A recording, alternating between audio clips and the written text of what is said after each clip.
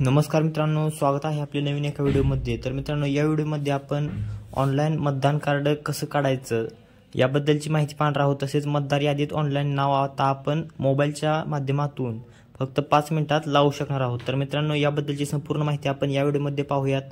तर मित्रांनो, त्यासाठी व्हिडिओ शेवटपर्यंत पहा। चॅनलवर पहिल्यांदा असाल तर आपल्या YouTube चॅनलला नक्कीच सबस्क्राइब करून ठेवा अशाच माहितीसाठी। तर मग व्हिडिओ सुरू करूया।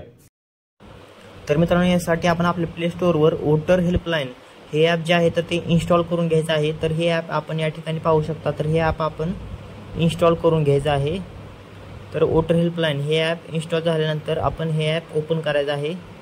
तर ओपन झाल्यानंतर अशा प्रकारचं आपल्यासमोर पेज ओपन होईल। तर यामध्ये आपण पाहू शकता, जर आपण पहिल्यांदा या ठिकाणी लॉग इन करत असाल तर यासाठी आपण न्यू यूजर या ऑप्शनवर आपण क्लिक करायचं आहे।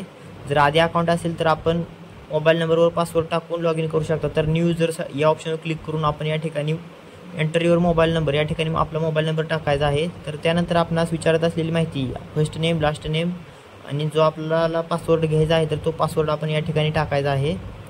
तर ही सर्व माहिती टाकल्यानंतर या ठिकाणी आपणास सेंड केलेला OTP जो असेल तर तो OTP सुद्धा आपण या ठिकाणी फिल करून घ्यायचा आहे। त्यानंतर सबमिटवर क्लिक करायचं आहे। त्यानंतर आपलं अकाउंट जे आहे तर ते क्रिएट केलं जाईल। तर या ठिकाणी आता आपण लॉग इन करण्यासाठी आपला मोबाईल नंबर जो असेल आता टाकलेला तर तो मोबाईल नंबर टाकून या ठिकाणी पासवर्ड टाकायचा आहे। त्यानंतर आपल्या मोबाईलवर OTP सेंड केला जाईल, तो OTP टाकायचा आहे। तर त्यानंतर अशा प्रकारे आपणास या पेजवर याचाल। तर त्यानंतर रजिस्ट्रेशन करण्यासाठी वोटर रजिस्ट्रेशन या ऑप्शनवर आपण क्लिक करायचं आहे। तर या ऑप्शनवर क्लिक केल्यानंतर या ठिकाणी न्यू वोटर रजिस्ट्रेशन यावर आपण क्लिक करायचं आहे मतदार नोंदणी नवीन करण्यासाठी। तर या ठिकाणी न्यू वोटर रजिस्ट्रेशन या बटनावर आपण क्लिक करायचं आहे। तर यावर क्लिक केल्यानंतर आपल्यासमोर असं पेज ओपन होईल।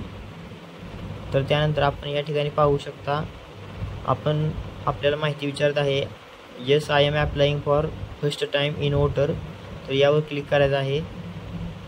तर या ठिकाणी आपण यावर क्लिक केल्यानंतर थोडं नेक्स्ट बटनावर क्लिक करायचं आहे। तर यानंतर आपल्या समोर असं माहिती पेज ओपन होईल, त्यामध्ये आपलं स्टेट सिलेक्ट करायचं आहे। तर या ठिकाणी आपलं स्टेट त्यानंतर डिस्ट्रिक्ट सिलेक्ट करायचे आहे। तर त्यानंतर आपला जो मतदारसंघ असेल तर तो या ठिकाणी निवडायचा आहे। तर त्यानंतर डेट ऑफ बर्थ, आपली डेट ऑफ बर्थ जी असेल जन्मतारीख ते फिल करायची आहे। त्यानंतर प्रूफ डॉक्युमेंट, डेट ऑफ बर्थचं प्रूफसाठी आपण या ठिकाणी आधार कार्डसुद्धा अपलोड करू शकता, तसेच पॅन कार्ड, ड्रायव्हिंग लायसन्स। तर यापैकी कोणते आपण अपलोड करायचं आहे। तर या ठिकाणी खाली पाहू शकता अपलोड द सपोर्टिंग डॉक्युमेंट यावर क्लिक करून ते आपण अपलोड करायचं आहे। तर यासाठी आपलं डेट ऑफ बर्थचा प्रूफ जो आहे तर तो त्यासाठी आपण हे अपलोड करायचं आहे। तर या ठिकाणी आपणास गॅलरीमधून ते जे डॉक्युमेंट असेल तर ते सिलेक्ट करून अपलोड करावायचं आहे। तर या ठिकाणी आपण आधार कार्ड अपलोड करत आहोत।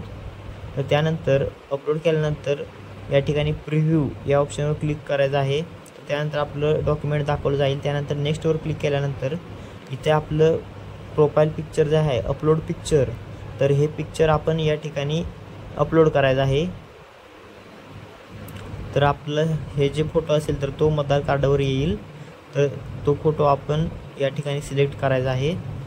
तर त्यानंतर आपलं जेंडर, आपलं नाव जेंडर सिलेक्ट करायचं आहे। तर जेंडर सिलेक्ट केल्यानंतर आपलं नाव या ठिकाणी टाकायचं आहे। तर नाव टाकल्यानंतर या ठिकाणी आपलं मराठीत नाव ट्रान्सलेट होऊन आपोआप येईल। त्यानंतर आपलं सरनेम टाकायचं आहे। त्यानंतर आपलं सरनेम मराठीतसुद्धा येईल, इन रिजनल म्हणत आहे त्या ठिकाणी। तर ही सर्व माहिती आपण अचूक भरायची आहे। तर त्यानंतर आपला आधार नंबरसुद्धा भरायचा आहे। त्यानंतर या ठिकाणी आपला मोबाईल नंबर जो आहे तर तो टाकायचा आहे। त्यापूर्वी या ठिकाणी आपण एक बॉक्स दिसत आहे तर त्यावर क्लिक करायचं आहे।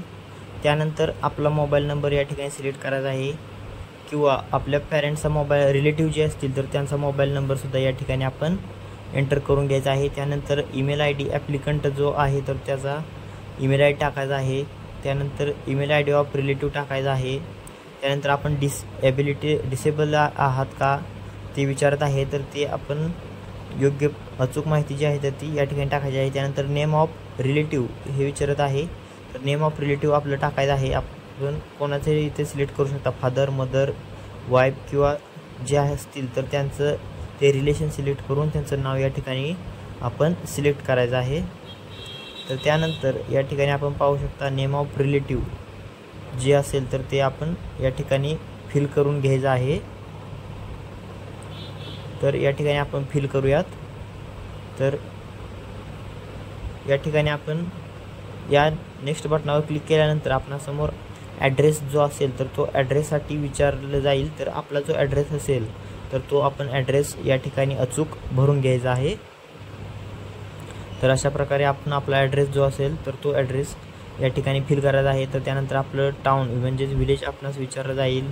त्यानंतर पोस्ट ऑफिस नंतर आपला पिनकोड जो असेल, त्यानंतर तहसील, ही सर्व माहिती आपण योग्य पद्धतीने अचूक भरून घ्यायची आहे. त्यानंतर ॲड्रेसच्या प्रूफसाठी आपण डॉक्युमेंट अपलोड करायचं आहे. यामध्ये आपण आधार कार्ड जे आहे तर ते अपलोड करू शकता मागची साईड ज्यामध्ये आपला ॲड्रेस दिलेला असतो. तर तो ॲड्रेससाठी ते सिलेक्ट करून आपण अपलोड करून घ्यायचं आहे. तर आधार कार्डची मागची साईड जी असेल त्यामध्ये ॲड्रेस असतो तर तीसुद्धा आपण अपलोड करू शकता.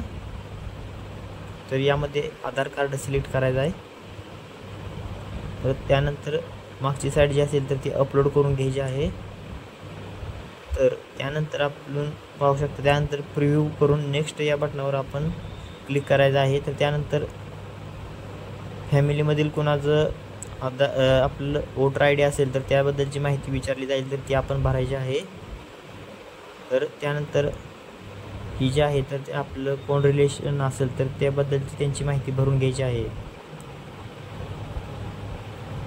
तर मित्रांनो त्यानंतर अशा प्रकारे पाहू शकता आपली फॅमिलीमधली माहिती जी असेल तर ती भरायची आहे. तर त्यानंतर आपण हा फॉर्म नेक्स्टवर क्लिक करायचा आहे. त्यानंतर आपल्यासमोर असं पेज ओपन होईल. यामध्ये आपलं डिस्ट्रिक्ट निवडायचं आहे, आपलं विलेज निवडायचं आहे. त्यानंतर या ठिकाणी आपणास विलेज सिलेक्ट करायचं आहे, आपलं विलेजचं नाव टाकायचं आहे. त्यानंतर ही दिलेली माहिती आपण वाचून घेऊन या ठिकाणी बॉक्स जे आहे तर त्या बॉक्समध्ये टिक करायचं आहे. या ठिकाणी आपण या ठिकाणचे रहिवासी कधीपासून आहात तर ते त्याबद्दलची माहिती टाकायची आहे. तर त्यानंतर या ठिकाणी ब्ल्यू टिक जे असेल या ठिकाणी आपण माहिती जी असेल तर ती वाचून घ्यायची आहे. तर त्यानंतर आपण आपलं फॉर्म या ठिकाणी असा पाहू शकता.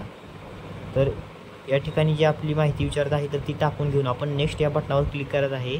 तर त्यानंतर आपणास हा फॉर्म आपला दाखवला जाईल. तर ही माहिती संपूर्ण अचूक आहे का त्याची आपण खात्री करायची आहे. त्यानंतर कन्फर्म या बटनावर क्लिक केल्यानंतर आपल्यासमोर आपला फॉर्म सबमिट झाल्यानंतर हा रेफरन्स आय डी जो असेल तर तो रेफरन्स आय डी दाखवला जाईल. तर या रेफरन्स आय डीवरून आपण नंतर आपल्या फॉर्मचा जो स्टेटस असेल तो स्टेटस चेक करू शकणार आहात. तर हा रेफरन्स आय डी त्यासाठी लागणार आहे. तर हा रेफरन्स आय डी आपण सेव्ह करायचा आहे. तर आपला जो ॲप्लिकेशन स्टेटस असेल तर तो चेक करण्यासाठी आपण या ठिकाणी आपण ऑप्शन पाहू शकता track your status of your form यावर क्लिक करायचं आहे.